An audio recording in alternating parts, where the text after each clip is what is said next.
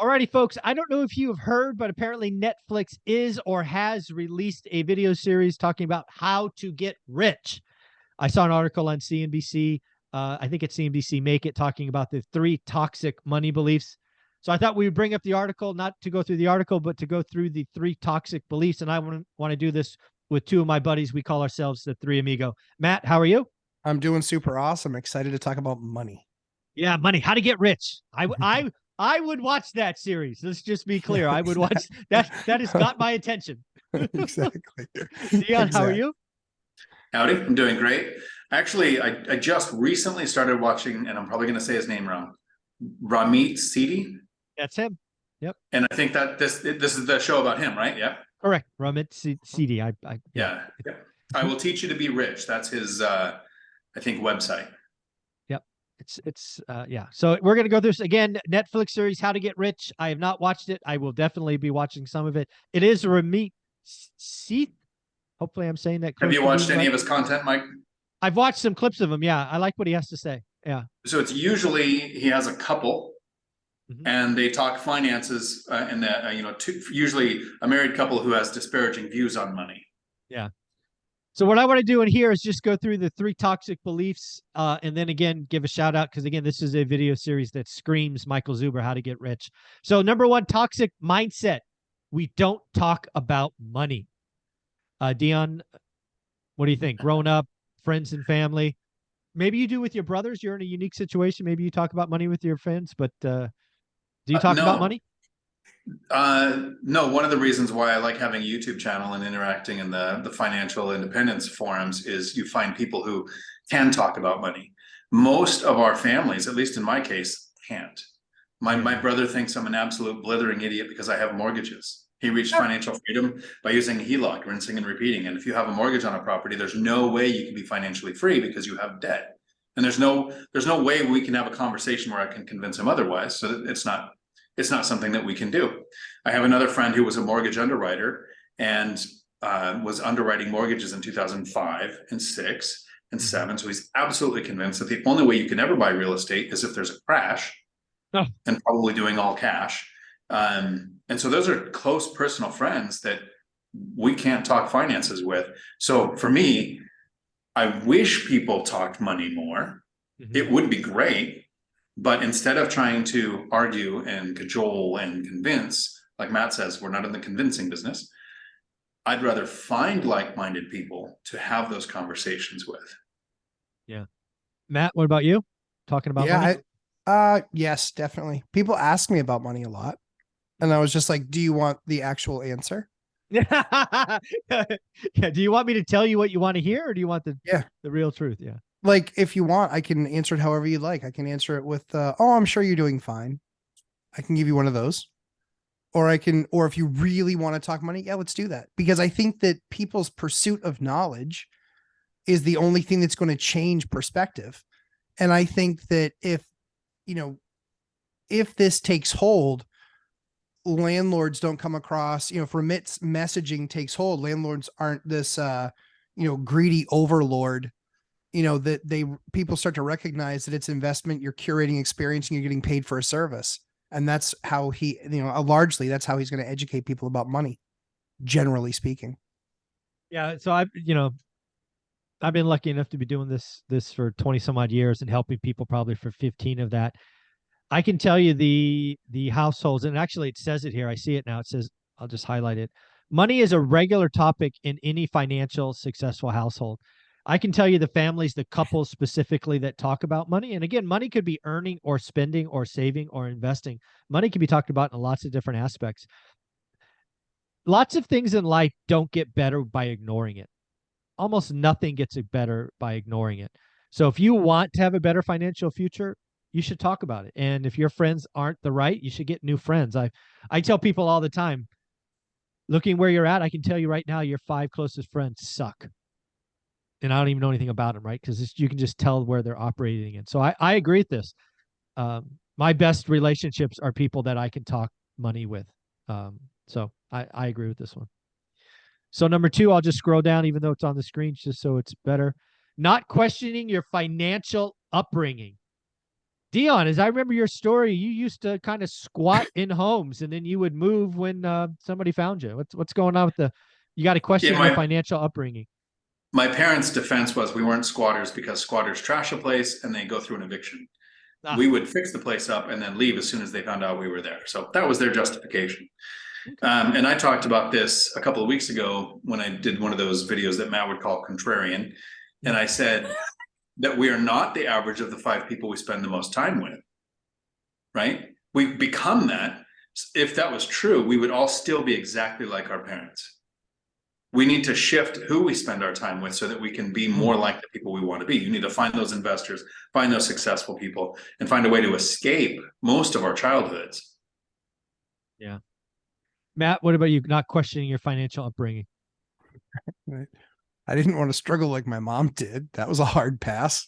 I mean, you see the stress that it would take on, a single mom, and you're like, yeah, no, I need some money. And so very early for me, it was something that I sought out. I was very entrepreneurial. I started working at, 12 years old, 11, 12 years old, cutting lawns and, delivering papers and anything that I could do to make money. And then realized, as you get older, it's like working for yourself is great, but there's a lot more risk, but there's a lot more reward. But you never, I think the biggest idea that's changed about that now is kind of Gary Vee's approach, which is, hey, use your 20s to completely F your life up financially, because you'll be 30 and that's fine. And I see a perspective on that. But yeah, I think that, I see a lot of the people, I have friends that are financial advisors, and I always ask them, I say, who are your most successful clients? He's like, yeah, it's always guys that own their own businesses or real estate owners. It's always between the two, and it takes 20 years to build a, landscaping business that was you and a friend in a truck. And now it's, I have a friend that was 50, it's now 50 trucks, and so that sold in the 8 figures. So I think that, yeah, I think you have to question, I think you have to look at what I think anything in life, I look at what the results the person got were. No one should take diet advice from me.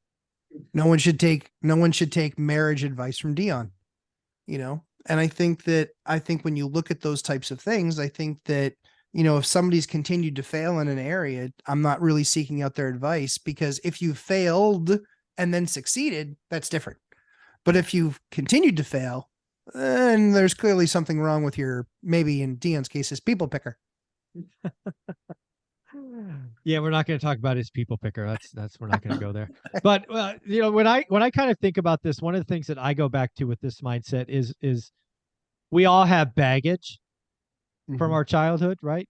I know my baggage around money is when you have it, life is good, and when you don't, it's loud. Right. It's not a fun environment. And, it's taken me a long time to kind of leave that behind, but sometimes it just helps, again, talking about it with your friends, and you got to let it go. You got to acknowledge it, let it go. It doesn't get better again by ignoring it. Very important. So the final toxic, oh, go ahead. Have you really, so I think that for me, there are still things that I see in my life today where it is, I'm like, yeah, it's still like a limiting belief or something that I haven't really fully changed. I still drive a POS vehicle. And so there was nothing funnier than driving up to a hotel where the room rate for the night was as expensive as what I paid for my vehicle.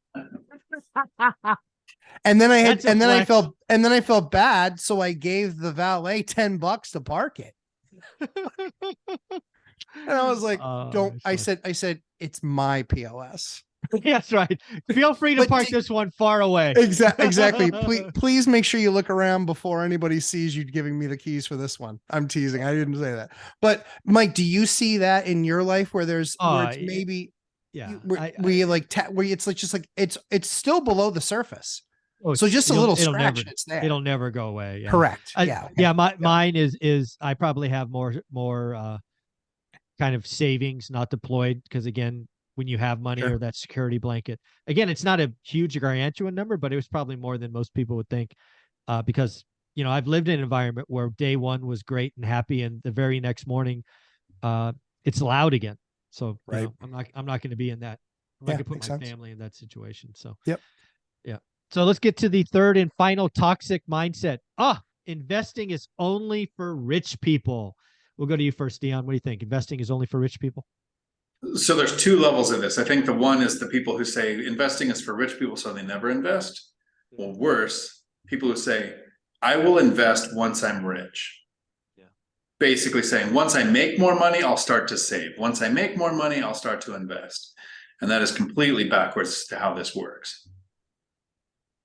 Yeah, and really his point here is really upfront is the way most people get rich is by investing, right? All three of us would not be here, financially free if we didn't take risks, we didn't get better, we didn't invest, long time ago. So, Matt, what do you think? Investing is only for the rich? I mean, you'll never be rich if you think that. You're just going to be working your life away in some drone job and trying to make ends meet. And your next month looks like your previous month, and, and life creep. And you have to have something where your money grows, and it compounds. Warren Buffett's compounding of interest, the most powerful. But again, it's just, yeah, exactly. There it is. Real wealth takes time. It's boring. It's methodical. It's exactly right. I mean, there is nothing fun or sexy about the first 5 years I did real estate investing. Amen. It sucked. It was ugly. It was, in some cases, it was the true entrepreneur where it was, the tenant didn't pay, tough shit. I have the bill. Yeah, exactly. You mean you can't Right? tell your bank that the tenant didn't pay and they'll give you a pass? Yeah. Key, who's one of the guys in the, oh shit, I'm a landlord course. Now what? I have the utmost respect. He owns a retail business, and he was multitasking, doing the boot camp on Sunday while working in his business because he had too many call outs. Wow.